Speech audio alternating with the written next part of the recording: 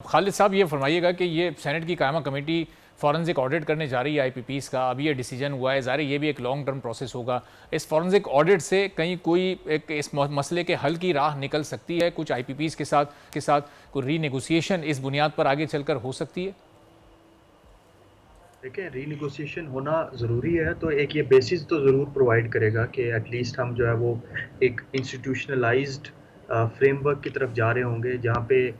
Trust develop हो रहा होगा, आईपीपीज़ का भी, कंज़्यूमर्स का भी। तो जब भी ट्रस्ट डेवलप होता है बिटवीन प्रोड्यूसर्स और कंज़्यूमर्स, वो हमेशा मार्केट के लिए एक अच्छी चीज़ होती है। तो ये जो फोरेंसिक ऑडिट वाली चीज़ है, ये मैं काफ़ी अरसे से कह रहा हूँ, गवर्नमेंट भी इस पे काम कर रही है। लेकिन ये प्रोसेस ऐसा होना चाहिए कि कंज़्यूमर्स का स्टेक होल्डर्स का इस प्रोसेस पे जो है वो ट्रस्ट हो, और जितना ज़्यादा ट्रस्ट होगा उतना ही ज़्यादा ये जो प्रोसेस है ये परसिस्टेंट भी होगा, आगे भी चलेगा, और इसके जो समरात हैं वो आवाम तक भी पहुंच रहे होंगे। दूसरी चीज़, हमें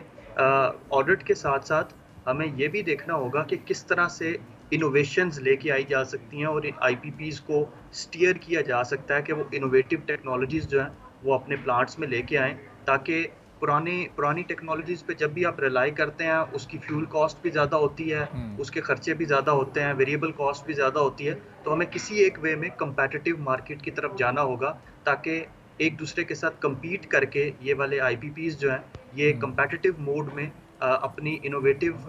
जो प्रोडक्शन फैसिलिटीज़ हैं, उनको भी बढ़ा रहे हों, सही। मार्केट में भी कम्पीट कर रहे हों, और लेकिन डॉक्टर साहब साथ ये में पता रिलीफ कलामी भी की माजरत, प्रोवाइड लेकिन कर रहा हों। इनोवेशन की तरफ जाएंगे, नई टेक्नोलॉजी अडॉप्ट करेंगे तो फिर उन्हें नई इन्वेस्टमेंट चाहिए होगी, फिर वो बैंक से नए लोन्स लेंगे, फिर वो तो कहीं उस कॉस्ट का भी जो मलबा है वो भी आवाम पर ही ना पड़ जाए, चूंकि डिस्ट्रीब्यूशन और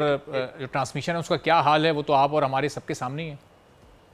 देखिए, मैंने साथ में एक वर्ड यूज़ किया, कम्पेटिटिव मार्केट का। जब एक दूसरे के साथ कम्पीट कर रहे होते हैं 2, 3, 4 फर्म्स या आईपीपीज़, तो वो कोशिश ये कर रहे होते हैं कि वो कॉस्ट इफेक्टिव वे में रह के, इकोनॉमीज़ ऑफ स्केल में रह के अपने कंज्यूमर्स को फ़ायदा पहुँचाएँ, ताकि ज़्यादा से ज़्यादा कंज्यूमर्स जो हैं वो उनके साथ जुड़े हों। अभी पाकिस्तान में जो रेगुलेटेड मार्केट है, उसमें सिंगल बायर है। तो अगर सिंगल बायर है तो उन्हें पता है कि एक ही बायर ने खरीदना है। जब मल्टीपल बायर्स होंगे और मल्टीपल लोगों से खरीद रहे होंगे, तो मार्केट में एफिशिएंसी, इनोवेशन, कंपटीशन का कल्चर जो है वो एक लिबरल मार्केट में वो आ जाएगा। ये एक बड़ी शायद फ्यूचरिस्टिक बात है, लेकिन पाकिस्तान को अभी इस रेगुलेटेड मार्केट से निकलना होगा, और साथ में इंस्टीट्यूशनलाइज करना होगा इन फ्रेमवर्क्स को, जो कि आपने भी मेंशन किए कि फोरेंसिक ऑडिट होना चाहिए, डिपेंडेबल कैपेसिटी क्या है, क्या वाकई वो कैपेसिटी पेमेंट्स के अहल हैं कि नहीं है, इस कैपेसिटी को यूज़ कैसे करना है, यूटिलाइज़ कैसे करना है, पाकिस्तान में कैपेसिटी मार्केट कैसे एस्टेब्लिश की जा सकती है,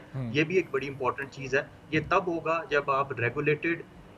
मार्केट से आप एक फ्री लिबरल मार्केट की तरफ जाएँगे, और ठीक है। और डॉक्टर कॉम्पिटिशन साहब जो ये है तो वो शायद अभी मार्केट एक में। लॉन्ग टर्म प्रोसेस हो जिसमें थोड़ा सा टाइम लग जाए, कुछ माह लग जाए, जो फौरी तौर पर हुकूमत स्टेप्स ले सकती है, कुछ ऑप्टिक्स के तौर पर भी स्टेप्स लेने होते हैं, वो अभी तक हुकूमत नहीं ले पा रही है। मिसाल के तौर पर ये 1,90,000 के करीब जो सरकारी मुलाजमीन है, या हमारे प्रोग्राम में डॉक्टर शुएब साहब जो एनर्जी एक्सपर्ट हैं, उन्होंने अपनी रिसर्च उन्होंने अपनी शेयर की, उनको कुछ 400 मिलियन यूनिट्स इस वक्त फ्री दिए जा रहे हैं, जिसकी 25 बिलियन मालियत बनती है। तो 25 अरब रुपए वहाँ तो कम से कम सिक्योर किए जा सकते हैं ये मुफ्त बिजली को बचाकर।